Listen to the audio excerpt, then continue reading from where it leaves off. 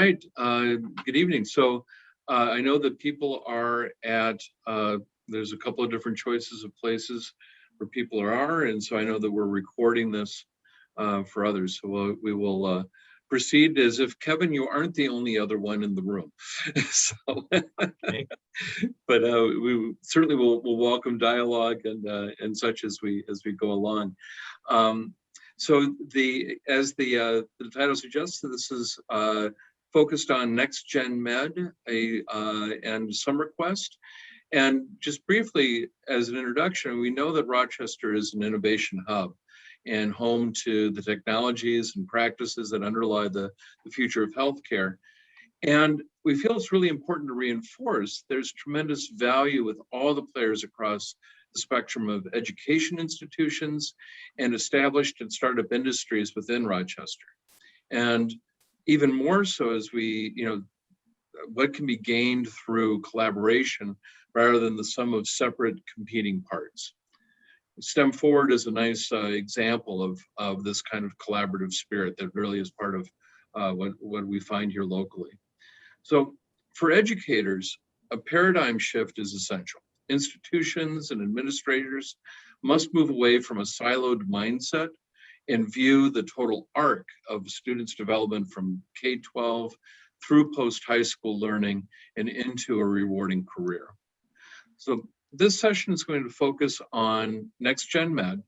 That's University of Minnesota-Rochester's partnership with Mayo Clinic and Google to reimagine the delivery of the Bachelor of Science of Health Sciences degree, or BSHS degree, and also our what will be our inaugural Summer Quest program coming up this summer, UMR's industry integrated pre-college experience for rising high school students. So with that, we'll go ahead and introduce ourselves. So I'm Jeff Ratliff-Crain. I'm the Vice Chancellor for Academic Affairs and Innovation at University of Minnesota-Rochester. In other words, our Chief Academic Officer. Jenny? Sure. Thanks, Jeff. My name is Jenny Casper. I'm the Director of Career Development and Community Engagement at UMR. Marco. And I am Marco Lanz. I am the Director of Alumni and Development Relationships at UMR. And so for UMR, what really brought us to this point were a number of things and a number of needs that are important, both to higher education as well as to the healthcare system, of which UMR is specifically focused on with our degree offerings in the health sciences. And these needs are students' ability to have access to affordable and innovative higher education, the healthcare system's need for a diverse workforce, as a diverse workforce tends to result in better healthcare outcomes. And then as Vice Chancellor Jeff Ratliff-Crain has already alluded, higher education's need for a paradigm shift to innovate and evolve as we enter into what hopefully is a post-pandemic world. Kind of the context of what brought us to NXT GEN MED was, pre-pandemic, UMR was engaged in a number of high-impact, high-touch practices that we are very proud of and result in a no achievement gap. But once March 2020 hit and the pandemic, disrupted everything and forced us to go into a virtual learning space, we learned a lot of things through that change and the resilience that came out of that. And what happened was U of M President Gable and UMR Chancellor Lori Carroll met and started to discuss on what were some of the key learnings that we could take from the pandemic experience, as well as opportunities to scale up some of the practices that UMR was engaged in. And so they brought in a consultancy called the Future Design School, and through a series of workshops with our staff and faculty, as well as surveys with our alumni and our students, and input from industry partners that we have engaged in, they came up with what NXT GEN MED is. But kind of before we kind of go into the nuts and bolts of NXT GEN MED, Vice Chancellor Jeff Ratliff-Crain will kind of give a little deeper look into how UMR operates on an academic side of things. Yeah, thank you. So UMR was conceived in 2006. Actually, those that are from Rochester know that this has been decades in the making. but really was conceived finally as an innovative institution, one that melds Rochester's commitment to community, medicine, and healthcare, and partnerships from the get-go has been a mainstay of what UMR has become. So UMR is engaged in preparing tomorrow's healthcare workforce, and in many instances for roles that don't yet exist, and which is a little challenging when you're recruiting 17-year-olds to begin college, to encourage them to go into careers that don't exist yet. But that's essentially the game that all of us are in. So UMR achieves this through integrating disciplines for a uniquely diverse student body. We don't have multiple departments. We have a single department that all of our faculty are in, a single interdisciplinary department, and that really the students make up one of two majors. We aren't adding on a list of majors to try to match these needs career by career, but instead using a single major or two for students to develop their own pathway within that.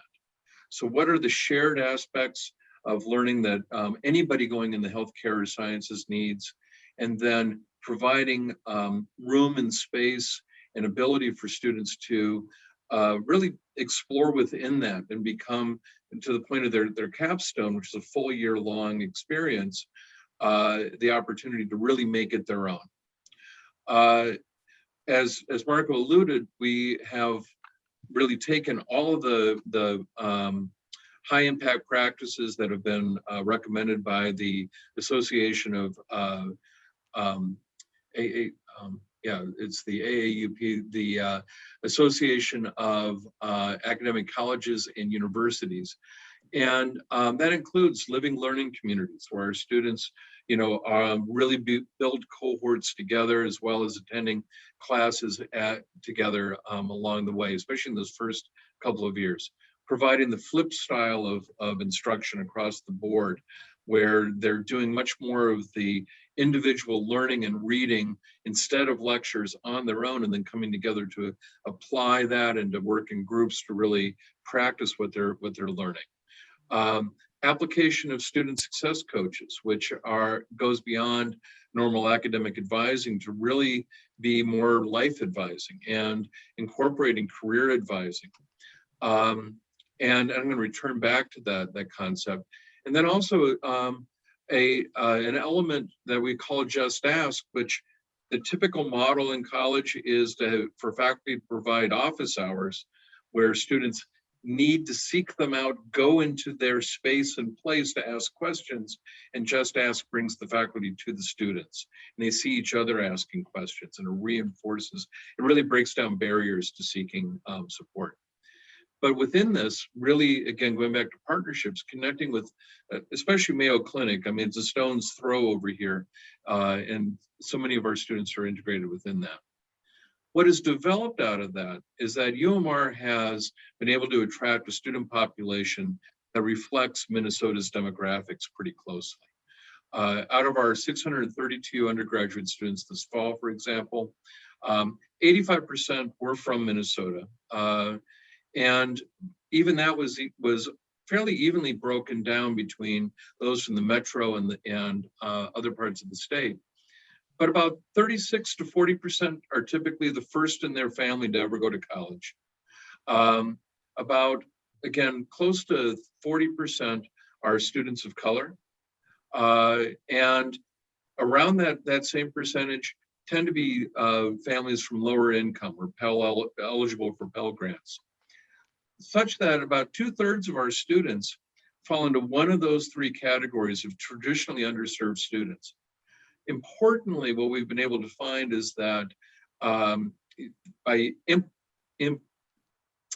using these high impact practices across the board and for all students, we're seeing student success across all demographics at equal levels with regard to retention, progress to degree, and graduation.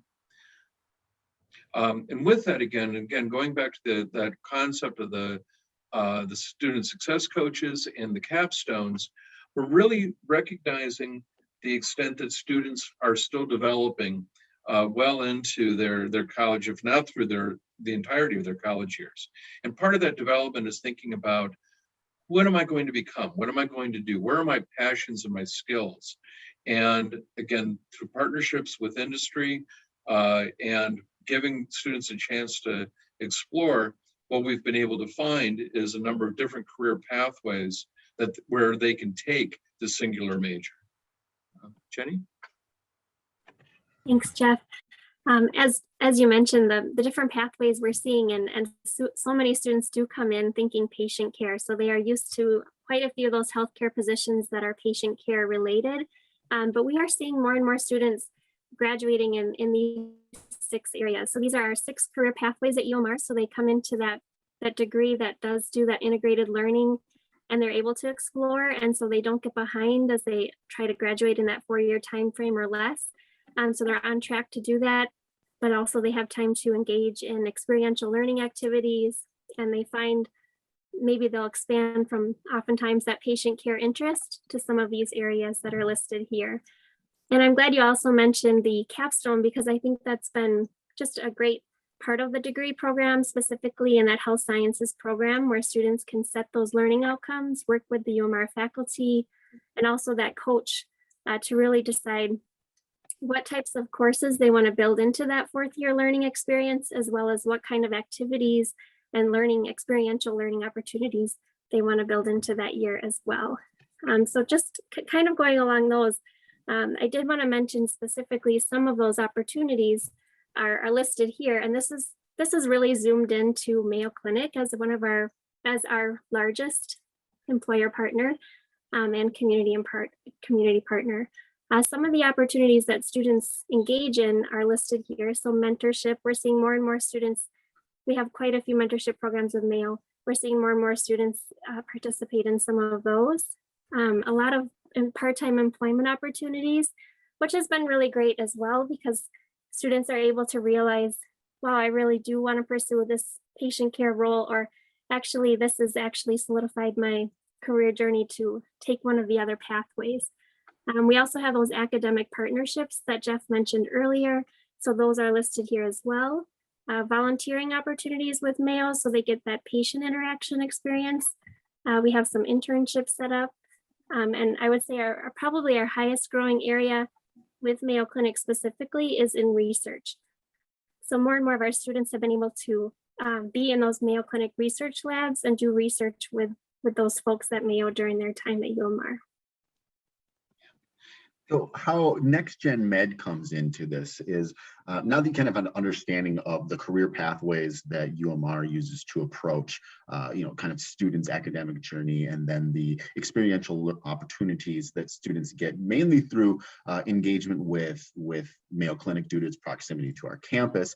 Taking a number of those practices, those high touch, high impact practices, and then scaling that up, as well as providing an innovative way to educate the future healthcare workforce. So really taking a look at what are the needs that Mayo Clinic has for its future workforce. Will they need to be able to understand how to use AI? Will they need to be able to understand certain different types of coding systems? And so really getting an input from industry partners about the competencies and skills that they would like to see. And then, kind of bridging that or combining that with a unique platform that Google has created for the Rochester campus. What this platform allows students as well as staff and faculty to do is students are able to manage their workflow and their course flow through this platform, as well as staff and faculty are able to understand and utilize the data that comes from those students using that platform to then help shape and tailor future curricular and experiential opportunities. And so what the NXT GEN MED platform is hopefully going to do is to reduce the amount of time that a student is going to be able to need to be in a academic program, bringing it down from eight terms, I guess, to 7 terms, bringing it down from 4 academic years to 2 academic years and 3 summers. And so that is going to allow students to get into their workforce quicker, as well as be able to go into the workforce with an experience that is much more high tech and tailored towards a future workforce. And so we were able to engage with Mayo Clinic as far as the different types of experiential opportunities that students would be able to get inside NXT GEN MED. So taking that list that Jenny went over, looking at mentorships and internships, as well as work study opportunities that students are able to get along the way through NXT GEN MED as they pop out kind of as Mayo ready employees. And so kind of what's next from NXT GEN MED is really the summer program and what that will bring about, because NXT GEN MED is going to start in the fall of 2022, but for UMR we are going to be starting quite soon. I believe in August is when we welcome Summer Quest, and Summer Quest will be that kind of bridge from high school into the college experience. And you may notice a number of different tensions there. As I described our student demographics, 40% approximately are the first in their family to go to college. Majority, again, another 40% are lower income. And as Jenny had mentioned, a good 85% of them come in thinking they're going to be a doctor when they first start college, because this is what they know. This is what they think about with healthcare. And we're talking about a program that is geared more towards this broader set of ideas of what is needed in healthcare. We're and developing the skills and the motivations behind those. We're talking about a program that's accelerated. Financially, that's a real win for our lower income students. But to be frank, accelerated programs are probably most successful with those that are coming from families and situations with a lot of supports, that they are already college ready in that broadest sense of the word to be able to succeed. This got us to think that we need to step back a little bit. We need to give students a bit more of a running start, and to provide an opportunity to test out some of their skills, to see what is out there. And this is where we developed and actually still developing, but we'll be ready to go August 1st, our Summer Quest program. So we'll be this summer from August 1st through August 7th. It will be a residential program for students. This is our first emergence from COVID quarantine, I guess, or separateness.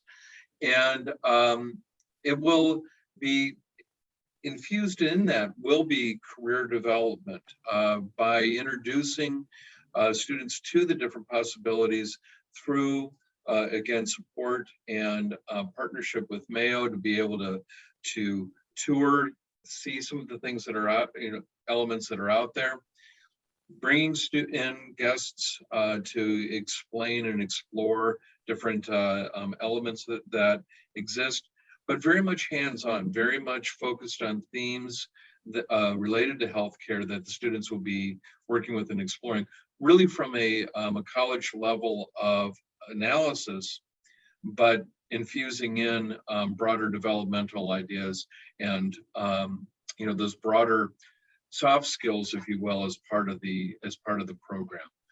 So this is again really thinking about this as a way to kick off what's next. So this is going to be aimed at rising seniors in high school, and we're looking at about admitting 35 students into this program this summer. And again, with these developmental ideas in place of thinking beyond the idea of what do we need to do to bring students into college as if that's the end point, but what do we need to do to continue this arc for students that are looking for health-related careers beyond high school? What does that look like coming through college to the point where they're better prepared to really match up with the career partners at the end? And so that gets us back to that idea of the paradigm shift, Marco. And kind of to the paradigm shift, what we're talking about here is really the importance of being able to engage with industry, and not from a point of that industry is controlling the curriculum, but really understanding what industry needs as far as for a future workforce. Being able to allow industry to come in and say, we feel as though these competencies are important for a future workforce, and these are the skills that they are needed.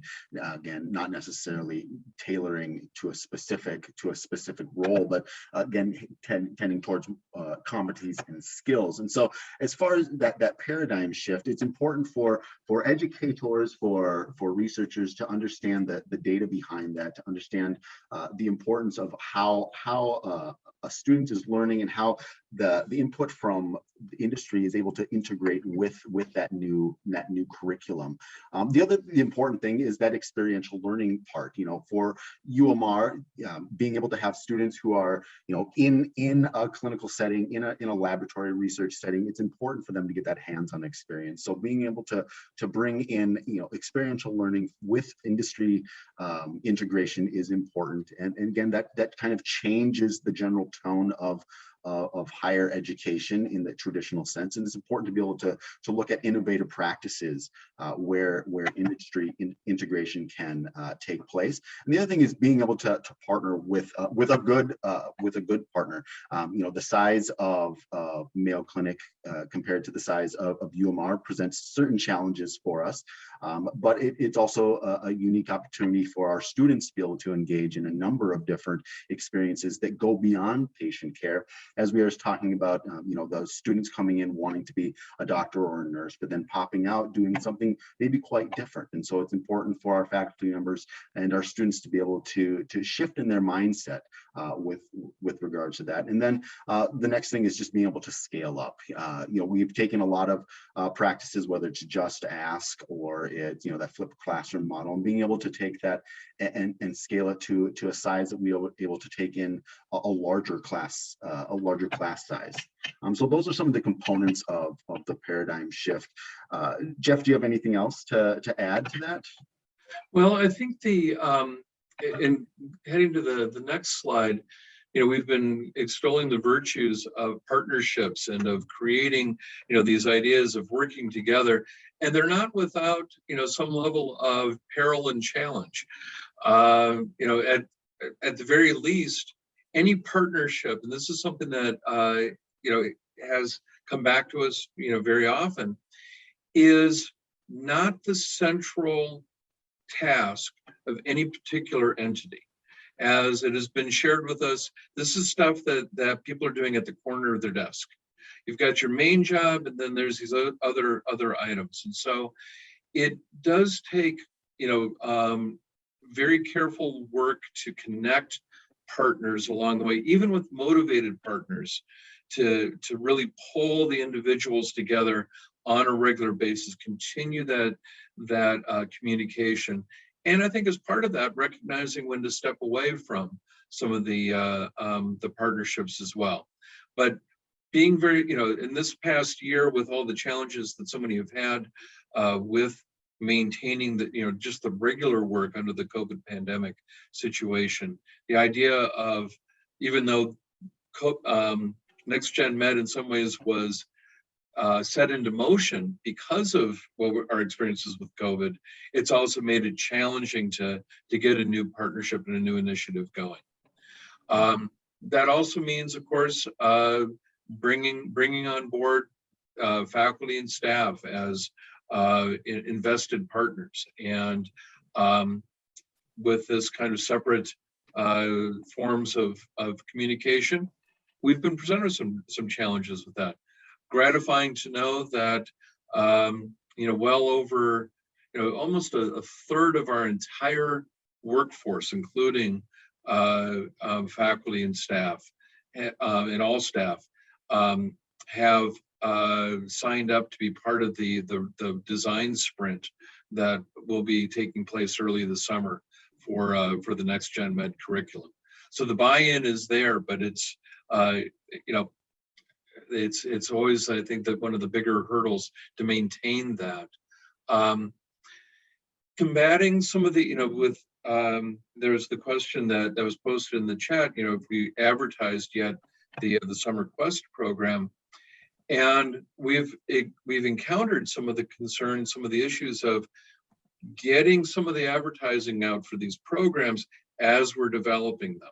And so there's some of the initial things that might be stated about a program or an initiative that people hold on to. They hear that first, it's the primacy effect. I'm a psychologist, that's what I think. So, and then being able to break away from that. And we're all, with our primary partners being the, K-12 as well as industry, we don't yet know what the work life is going to look like when we come back in the fall. And this is what we're really considering a transition year. And so remaining cognizant of the, of the surrounding context, the funding challenges, the opportunities to, not only initiate a program, but to sustain it in its sophomore and junior year. All of these things become that much more difficult the more partners that are brought into place. I don't say that as a discouragement, but I think that's important for for really getting the most out of what we have collectively, is being aware of that up front and really being able to work with some of those challenges. So with that, we have a small group, so I want to absolutely move to Q&A and discussion, and looking forward to it. Kevin, you had your hand up. Yeah, I find it interesting, very interesting what you're doing. Do you find, or will you find it difficult to attract students because your career path is really unknown? As you described, we don't know what careers after 3 years or 2.5 years, whatever. There might be a career out there that they don't even know as they started at the beginning of this. So is it difficult then to attract candidates to this program because they're not sure exactly what they're going to do? I think it will be perhaps even a bit more difficult with this as an accelerated program in particular, because that does preference, okay, I'm going to spend, 7 semesters straight through to do this. And there is a tendency for students coming into a program like that to have that more pragmatic way of looking at, okay, I'm doing this to get to this. Mm-hmm. And I don't know that we have solved that puzzle yet, because and it is, I'll be frank and honest about any accelerated program. This is my concern, because I see the level of development that happens. I don't expect, are there 17-year-olds that know what they're going to do with the rest of their life? No. There's the occasional ones, but if looking at my colleagues, the number of us, I started out pre-med, I got over it. And it's one of those things where, you discover what else is out there. And I don't want to short circuit that. And that's part of the reason for, working back a little bit before. One of the ways that I think is going to be, that'll help moderate that concern is one, as Marco had suggested, we're really working closely with Mayo to find out the skills and dispositions that they're looking for, because right now they can't tell us what they're going to need 5 years down the road. We've been trying to pin them down on that kind of thing, and they also, because we're all within that. So across that, then, what are the kind of skills and dispositions that you are looking for within the broad set of jobs and careers that are available right now? What are some of those key components that need to be part of that? By starting with still the BSHS singular major, we can focus on health careers. By introducing in, not waiting to the 4th year to do an internship, but to really get hands-on and connected along the way, the students are going to help, have an opportunity to discover where they're going, what this might look like alongside the folks that are trying to figure out what's next. The more that we can put up front that this is a fluid situation, but there is a health career waiting for you at the end, the more that we might be able to moderate some of those pieces. Jenny, I'd be curious to, you're the one that works hand in hand with the students as they're going through this career pathway. How would you respond to Kevin's question? Well, I think your point on the competencies and skills, that's a huge piece of it. So the coaches are really talking a lot with those students on how are you building competencies and then those transferable skills. So as healthcare changes, how are you going to be able to pivot with some of that as well? But I think you asked a really great question, Kevin. And one of the things that as students are engaging in those experiences, I think they do start to realize, what they like, what they don't like, but it is true, it's accelerated. So how much faster that will require them to do just that. But one of the things that is interesting about our students, at least we found to date, is so many of them have come to UMR because they've had a personal story or situation that ties them to health in some way, whether it's been themselves, a family member, a friend. So they have this passion for healthcare coming into UMR. And we do see students that are, I want to be an oncologist because this is my exact situation I faced. And they do, they go right through the curriculum. They find those opportunities that align with that very specific career, and they do pursue that. So I do think it might be a good fit for some of our students, but I think your concerns that you shared as well, Jeff, about that experiential learning and that time to really figure things out, we're going to have to really be thinking, how can we make those opportunities possible for these students so they still get that time to navigate that experience too. From an alumni, the processes that you have in place will really kind of teach these students that they're lifelong learners, and that's something to influence on them, that it's never, a year and a half ago, we wouldn't have known about COVID, and look at how the medical field has changed because of that. And so, there's a good example of it's always going to change, always be ready for the next best thing or the next biggest challenge. So. Absolutely.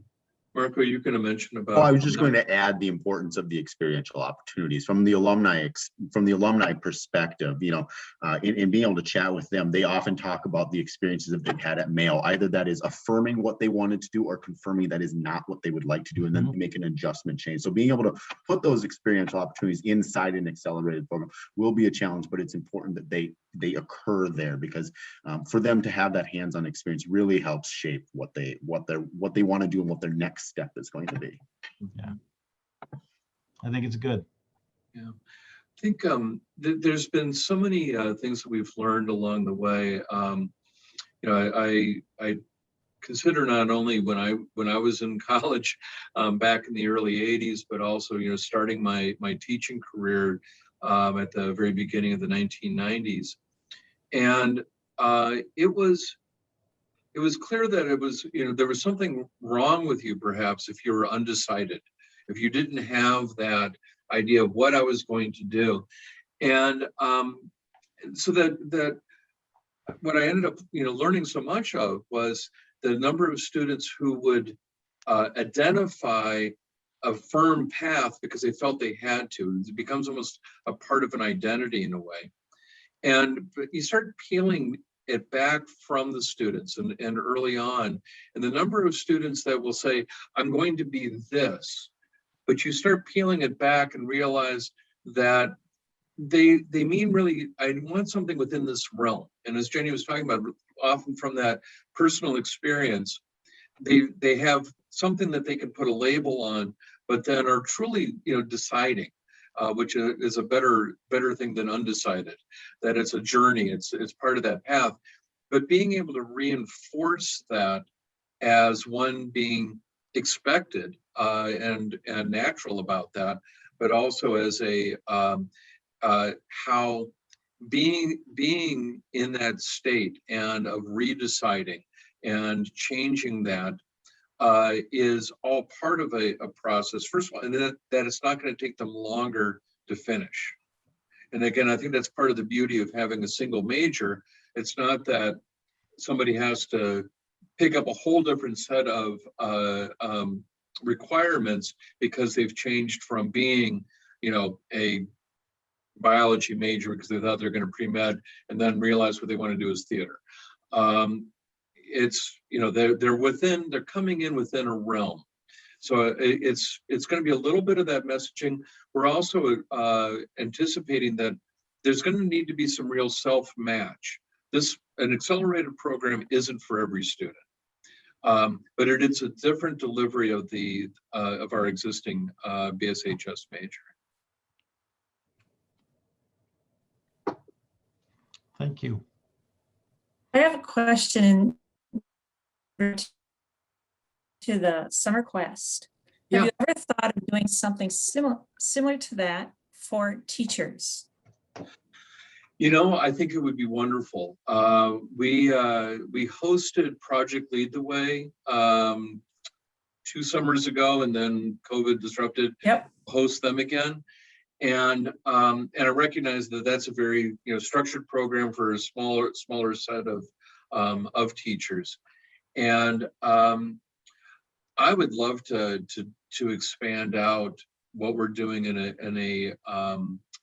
terms of a summer interaction, in a way in particular where there's more of a give and take, true collaboration with teachers, because our faculty only make assumptions about what our students have experienced in their K-12 journey, and the further that they get out. I mean, they're a comparatively young group because we're a young school, but the further that they get out from their own high school experience, the less relevant their memory is of really what the students are learning and experiencing.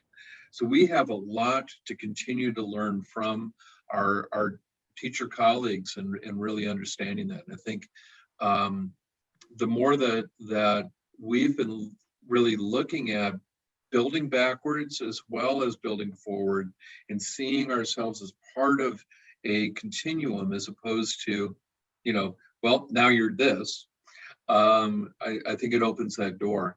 How would you envision maybe some kind of a program that would be useful for teachers? Because again, that's the other part. You don't want to waste people's time, and that could be actually viable that teachers could take with them into the classroom, into their profession as they go. I'm not sure that I can answer that, but I would, when our students go to the RCTC chamber piece, where they learn all about the career fair, that's their teachers have not been there. The counselor maybe won't with them, or now they come back and they're learning or hearing what the students have learned, and so it's really up to date. I mean, Mayo, they're offering it, but what does the teacher get in just kind of encouraging it or understanding it or knowing the next steps to it? And counselors, administrators. We have a very rich resource, and with UMR and Mayo, I think that we have many things to accomplish with educating our teachers. Because if we educate our teachers, then our parents are going to look at absolutely too. Absolutely. Jenny, I know that you've been involved in some of the the partnerships with Mayo to at least bring in some of the career discussions into the schools, and that's another route maybe to go. I don't know if you've seen some of the other pieces there. We've done some college readiness events and some of that too. How do they see themselves in college or prepare for college? So that's been a partnership with area schools. But yeah, I think I was just in a discussion with some folks from Deed, and we have so many small entrepreneurial startup organizations in healthcare coming to fruition in Rochester as well. And they're looking for talent, and they have growing and specific needs, and they're kind of roles that are in some ways emerging, and not necessarily, you know, a high school graduate seeing themselves in some of these roles quite yet either. So how are we, there's actually a conversation this week with some of the area universities. How are we thinking about talent in our area, in our region, and the degree programs and things we're offering to try to meet some of those needs. So that's, I think that is something we're not quite there on yet, what you're saying. Yeah, I want to continue to think about that. I think there's a couple of different ways that we can partner better. I know that a number of us are in the Cradle to Career groups, but you're talking in part content and things that go beyond just even the career readiness, and I think there's ways to bring those folks together. Let's all keep that, you know, kind of in front of mind. I know we're down to, I believe, our last maybe 2 minutes. I don't know if anybody has anything else that we should possibly touch on.